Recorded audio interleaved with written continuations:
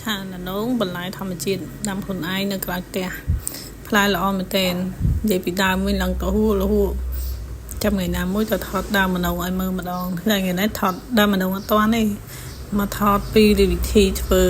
ឆាណងមីស៊ូហើយយើងមានសាច់ជ្រូកតិចទៅខ្លាញ់ជ្រុំតិចទៅហើយប៊ីគឺខ្ទឹមសច្រាំតិចទៅស្លឹកខ្ទឹមស្លឹកអីហ្នឹងហើយក៏មានមីស៊ូជាកដោអីចឹងណាហើយដំបូងយើងមកចំហៀវខ្លាញ់ជ្រូកហើយយើងឆាយើងមានខ្លាញ់ជ្រូកចំហៀវអញ្ចឹងឆាឆ្ងាញ់ហ្នឹងហើយយើងសល់កាខ្លាញ់ហ្នឹងយើងយកមកឆាធ្វើសាច់ទៅក៏ឆ្ងាញ់ដែរវាស្រួយពេលយើងឆាទៅយើងញ៉ាំប៉ះយើងស្រួយអញ្ចឹងណាជិះទៅរសជាតិវាឆ្ងាញ់មួយបែបដែរហើយរសជាតិនៃខ្លាញ់ជ្រូកយើងយកមកឆាអញ្ចឹងវាឈ្ងុយជាងប្រេងស្ដាយតែបងប្អូនតอมប្រេងតอมខ្លាញ់តอมអីដាក់ប្រេងអូលីវប្រេងអីក៏បានមិនជាបញ្ហាទេតែគ្រាន់ថារសជាតិនេះគឺរសជាតិដើមអញ្ចឹងយើងឆាបែបហ្នឹងឆ្ងាញ់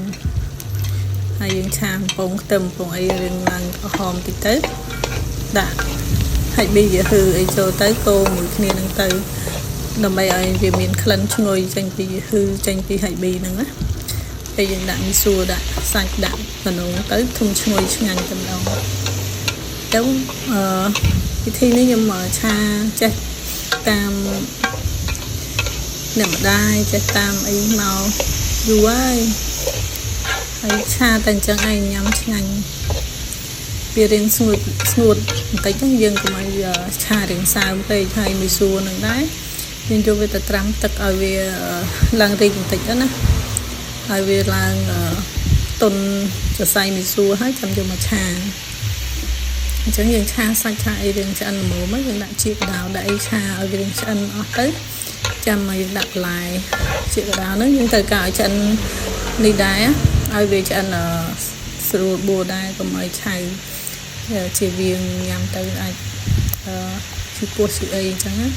ហើយគ្រឿងផ្សំអត់មានអីច្រើនទេបងប្អូនគ្រាន់តែដាក់ស្ករអំបិលប៊ីចេងហើយនឹងមិនដាក់អំបិលទេដាក់តែម្សៅស៊ុបមាន់ឬក៏ម្សៅខ្នុរម្សៅរ៉ូឌីអីតាមបងប្អូនប្រើទៅប៊ីចេងបន្តិចស្ករបន្តិចទៅហើយទឹកត្រីបន្តិចមកហើយពេញខ្យងបន្តិចទៅមកបន្តិចមកណាហើយបើនេះបងប្អូនមានទឹកប៉េងប៉ោះដាក់ទឹកប៉េងប៉ោះបន្តិចដែរមកឬក៏ទឹកម្ទេសក៏បានដែរទឹកម្ទេសវាមានរសជាតិជូរតិចណាអញ្ចឹងយើងដាក់ទឹកម្ទេសបន្តិចទៅវាជួយឲ្យយើងចាប់ជាតិបានល្អឆ្ងាញ់